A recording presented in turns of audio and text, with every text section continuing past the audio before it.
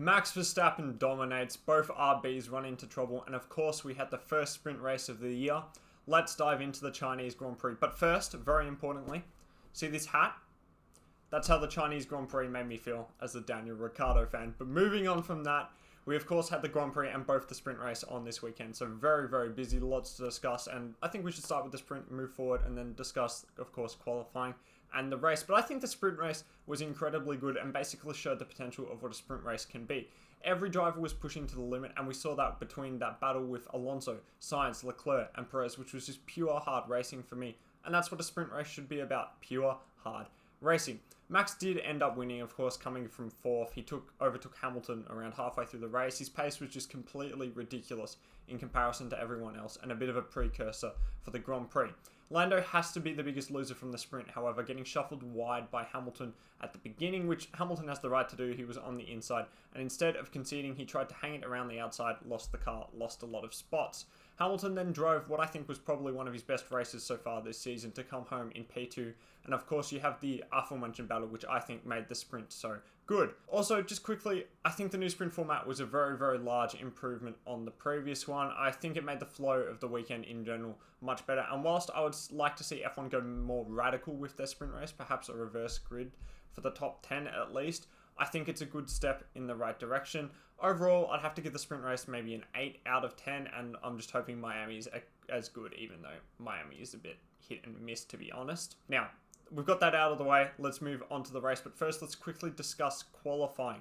Unlike sprint quali, which was run in the rain, or at least Q3 was run in the rain, the Red Bull was at its best here because it was in the dry and it could get much better heat into its tyres than it could in the wet. Verstappen took a very, very convincing pole position by around 3 tenths ahead of Perez. And then you had Alonso back in P3, a great lap from Alonso, again showing he's still completely up for it at 42 years of age now, I believe he is. Both McLarens then came home P4 and P5, followed by both Ferraris. The most notable admission here from the top 10 was Lewis Hamilton. After an outstanding drive in the sprint race yesterday, he qualified 18th. Just didn't get his lap together, had one lap locked up at the hairpin, and that was that. He said he was trying a different setup direction, but of course, this was his choice from what I read. This was his choice, not the team pushing him in more radical setup directions to try and find time in the car. This was his decision to go down this route. So of course, he's not trying to make excuses for himself at this stage. He's taking responsibility. He chose a wrong setup direction, and that's what he's putting it on. I really only hope at this stage for an interesting race was hoping that Perez would jump Verstappen going into turn 1, but I guess you can all probably see where this is going, given that the race has already been run at this stage. Unsurprisingly, Max held on to the lead going into turn 1 and only relinquished it briefly through the race when he pitted earlier for his first stop than most others. But he quickly made his way through the cars that he dropped behind and that hadn't pitted, and he came back out into the lead. He had to fend off 2 safety car restarts, which was probably the most challenging bit about it, but ultimately his pace was just ridiculous. Even if he had fallen behind at one of the safety car restarts, his pace was just unmatched today, and he would have been able to make his way through. By the end of the race, he'd opened up a 13.5 second gap to Lando Norris, and in comparison to Perez, the pace that Max had was ridiculous. So once again, we're left to appreciate the pure pace of Max Verstappen, but I was just questioning where Perez's pace was at this stage. So let's quickly talk about Sergio and the end of the race where he was completely unable to chase down Norris. Now, I must say that I think Perez should be disappointed with the result, given that Verstappen gapped Norris by nearly 14 seconds at the end of the race, whilst he couldn't make an indent into that couple second gap to Norris. This is nothing to take away from Lando. He drove a practically perfect race today, but I still think it showed the gap that exists between Perez and Verstappen. I will add that Perez had to make his way through traffic before he got to Lando, but he should still be doing better than that. I think Red Bull are going to be looking for a driver that is a little closer to Max on raw pace at the moment going into next year, and Perez still has to do some more work in order to secure that seat for next year. Moving in a different direction, I want to talk about race direction, and I think they had an absolute shocker today with that first VSC or safety car. Bottas had an engine failure going into turn 11, which is that little hairpin at the end of that mini straight where he pulled off into the runoff. The logical thing for Bottas to do here so his car could get cleared. At this point though, we had a car directly in the line with the preceding straight to turn 11 with only double yellow flags being waved at this stage. Even when Bottas was standing next to his car, not even in it, there were still only double yellow flags being waved, and this was just a super dangerous situation.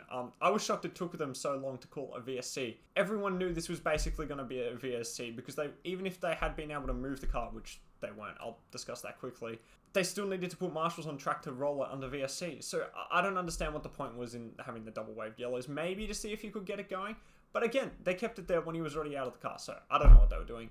But it was the right decision to call safety car in the end because Bottas's car was stuck in gear and they would have had to get a crane onto track, which they ended up doing. And of course, you don't want cranes on the circuit without proper safety cars.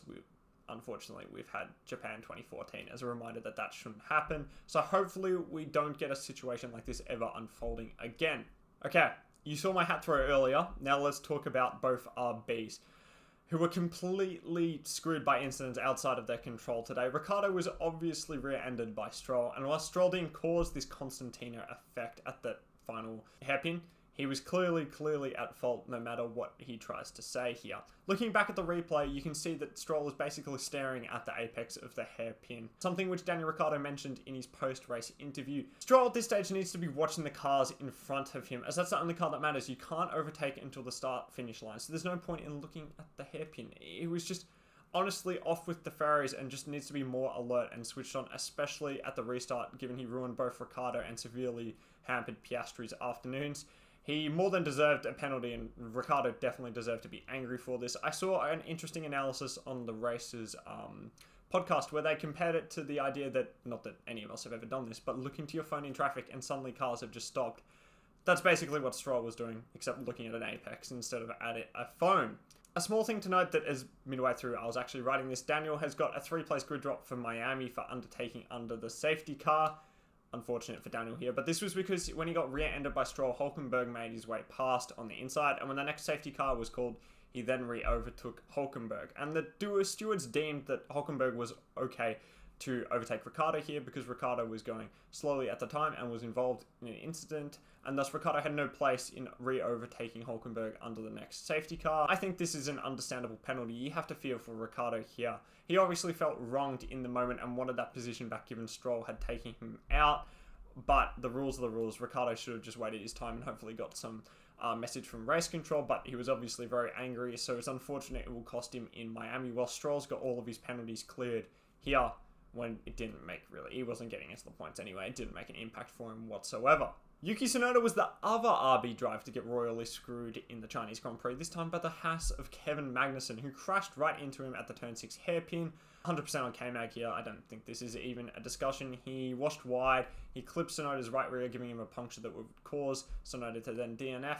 Look, I don't really know what Magnussen's doing here. He's not left Tsunoda much space at all, and he's not even fully alongside Tsunoda, so I just don't know what K-Mag's doing here. So Stewart's decision is perfect, slam dunk penalty here, and hopefully both RB drivers can bounce back from this disappointment next week in Miami. Finally, let's talk about the race as a whole before we move on to the individual drivers. I thought there was great strategy today, and I also thought the racetrack provided great racing opportunities throughout the field. There was plenty of drivers making overtakes, also in unconventional spots though, not just down that long back straight. I think it's 1.4 kilometers with DRS. Whilst this strategy was nullified by the safety cars coming out, everyone just basically put on hards at that stage and went to the end.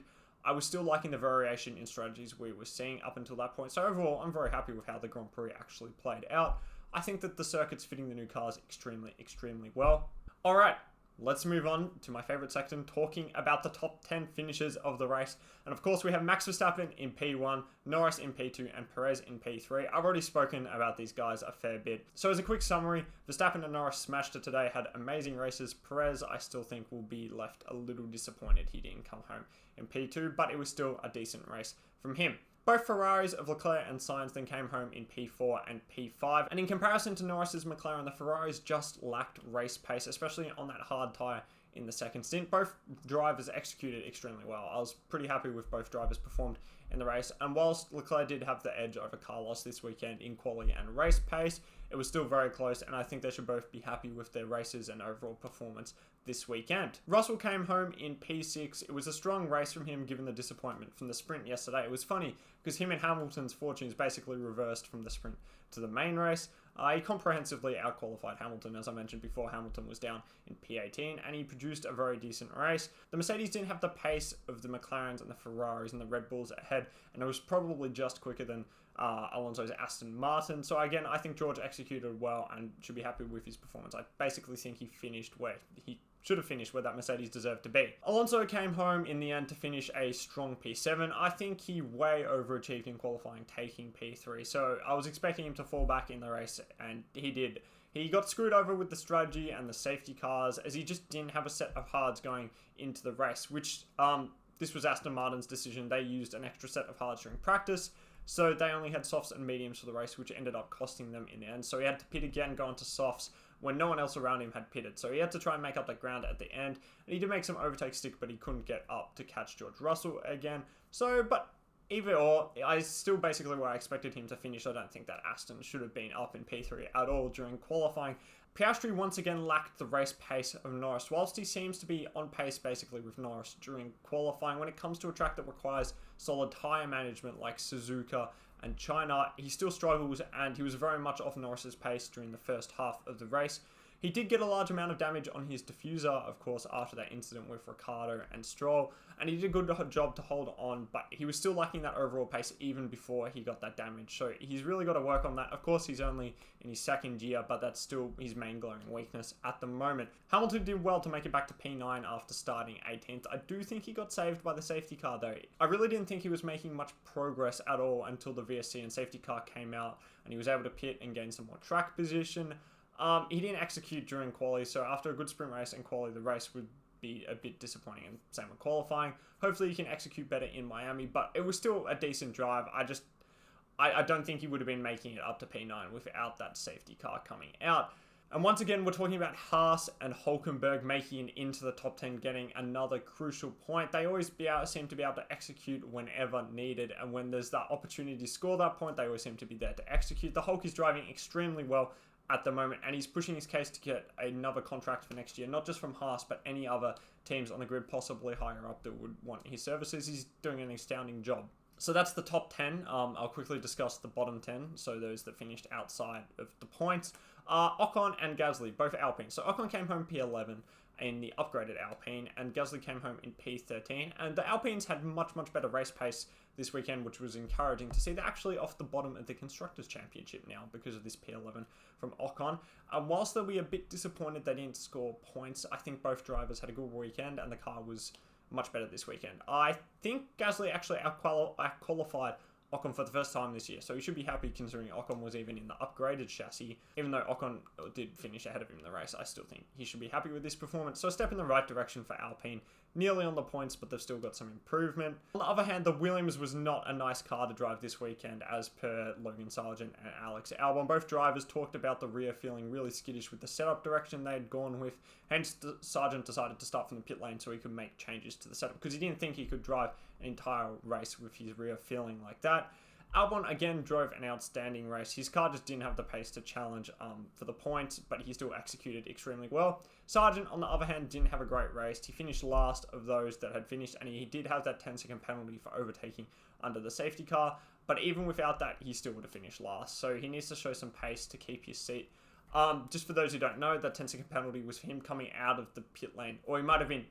He was overtaking a car that came out of the pit lane, safety car line 1. He was behind at safety car line 1, but he kept the position on the car coming out of the pit lane. Sorry. So that's what his 10-second penalty was for. Williams should have been smart enough to tell him he needs to give him back, but in the end, it didn't make any impact on his race. Joe, after his sprint race performance, I think will be quite disappointed with how his qualifying and race went. He showed some decent pace, so I'm not sure if the strategy was the issue or if he was just missing something extra in the race compared to Bottas, but he did come home in 14th. And again, I was a bit surprised because he looked really good in the sprint yesterday. So maybe they made some setup directions with the car that just went in the wrong way.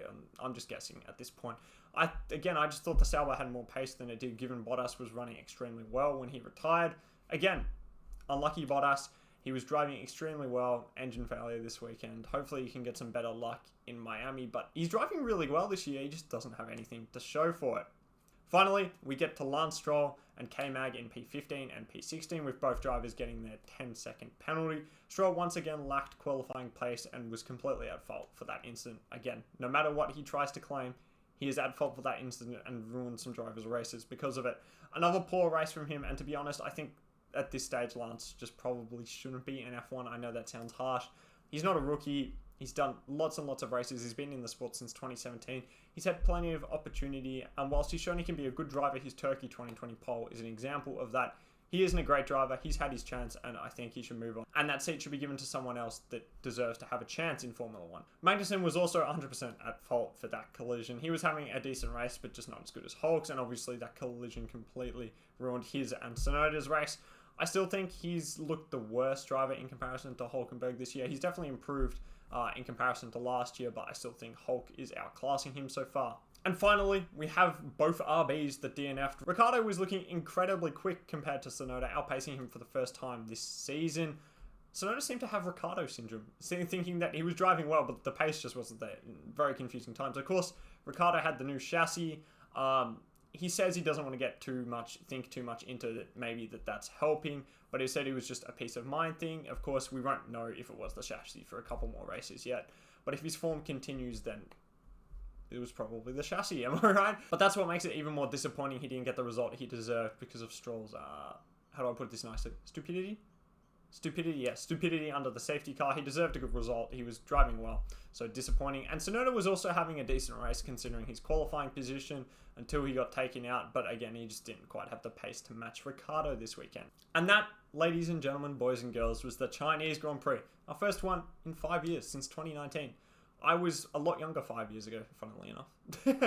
But I thought the race was really decent given Verstappen was completely dominant. The track offered opportunities to overtake, and of course it was producing some very interesting strategy. So I'm happy that we returned to China this weekend and we finally got it back on the calendar. It was also nice to see Zhou get the support of his home crowd. He looked so happy and he got his special spot in Parc Fermé, which was amazing to see. And it was really cool to see him actually have that opportunity to race at his home race. I'm uncertain if it will be his one and only. He's driving well. He's just not quite up to Valtteri's level, but I don't think Sauber's looking to keep both drivers going into next year. So unfortunately, I think it might be his one and only home race, but at least he got one. And I was happy to see how happy he was. It was just nice to see. So the question then is, how would I rate the Grand Prix? Probably a solid 7 out of 10. It was very similar to Japan rating-wise, where Verstappen dominated, but the strategy and other aspects throughout the field was still very intriguing, and I really enjoyed the race. I would have liked to see that race without the safety car, though, because then we would have got to see the strategy fully play out, and it would have been interesting. But guys, let me know what you would rate the race out of 10 in the comments below. And again, thank you so much for watching. If you have any other suggestions about videos or anything, any comments, queries, just let me know down in the comments below, and have a great rest of your day.